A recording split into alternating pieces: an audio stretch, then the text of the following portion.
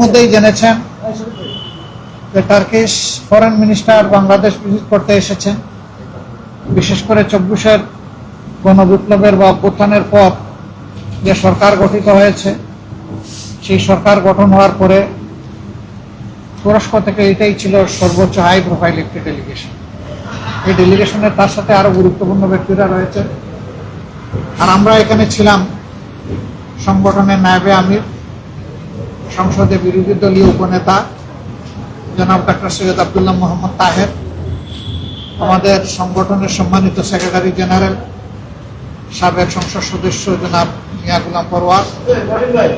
এরপরে আমরা সাথে ছিলেন ঢাকা দক্ষিণ মহানগরীর আমির, সংসদ সদস্য জনাব নুরুল ইসলাম বুলবুল, সেক্রেটারি জেনারেল এবং সংসদে বিরোধী দলীয় হুইপ জনাব রফিকুল ইসলাম খান, ঢাকা মহানগরী উত্তরের আমির জনাব সেলিম উদ্দিন এবং আমাদের আরেকজন সংসদ সদস্য বাংলাদেশ জামাত ইসলামের আমিরের ফরেন অ্যাফেয়ার্স অ্যাডভাইজার জনাব মীর আহমদ বিন কাসেম আর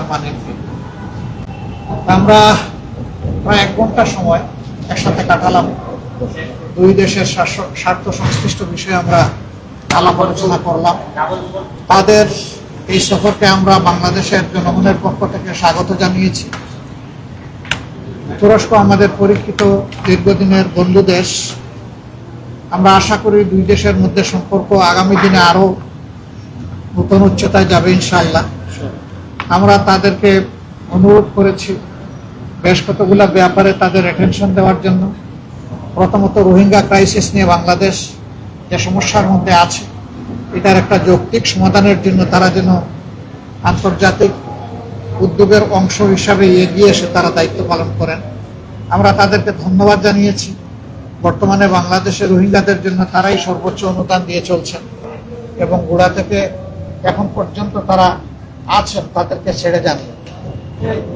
আমরা এরপরে দুই দেশের মধ্যে ব্যবসা বাণিজ্যের বিভিন্ন ক্ষেত্র নিয়ে আলোচনা করেছি। বিশেষ করে আমাদের চামড়া শিল্প, আমাদের পাট শিল্প, গার্মেন্ট শিল্প, আমাদের শিক্ষা, স্বাস্থ্য, ডিফেন্স ইন্ডাস্ট্রি, এই সমস্ত বিষয়ে আমরা ফ্রুটফুল আলোচনা করেছি। বাংলাদেশ সরকারের সাথে সহযোগিতা করার জন্য আমরা তাদেরকে আহ্বান জানিয়েছি। এট দ্য সেম টাইম বাংলাদেশে আইনের শাসন, অর্থনৈতিক ক্ষেত্রে সুশাসন, ব্যাংক বিমার ক্ষেত্রে নৈরাজ্য বন্ধ করা এবং বিচারে স্বচ্ছতা নিশ্চিত করা, এই সমস্ত বিষয়ে তাদের পক্ষ থেকে বন্ধু রাষ্ট্র হিসাবে করণীয় কিছু থাকলে সেইটাও তারা যাতে পালন করতে পারে সেই ব্যাপারে আমরা তাদেরকে পরামর্শ দিয়েছি, অনুরোধ করেছি।